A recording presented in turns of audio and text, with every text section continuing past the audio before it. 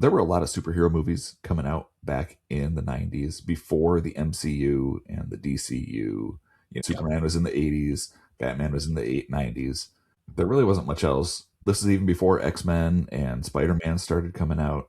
So there wasn't Marvel Yeah. or DC. What we had was Barb Wire. Yes. I honestly thought that's what you're going to say. A little Pamela Anderson Yeah, action. Yep. absolutely. That was a fun movie. I saw that when it was fairly new on TV, like the totally Yeah. TV version. So, but it was fun. And that's what we had for superhero movies in the mid 90s. We Yeah. didn't have all the huge special Didn't have. effects and flying and cool powers. We had Barb Wire, and Yeah. Pam Anderson was awesome in that. So good for her. Yeah. Yeah. She was riding the Baywatch fame train still at that point. Oh, yeah. Yeah.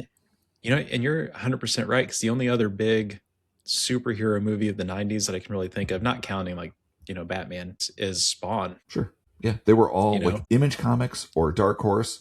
We've talked briefly about Right. Time Cop. That was based on a Dark Horse Yep. comic book.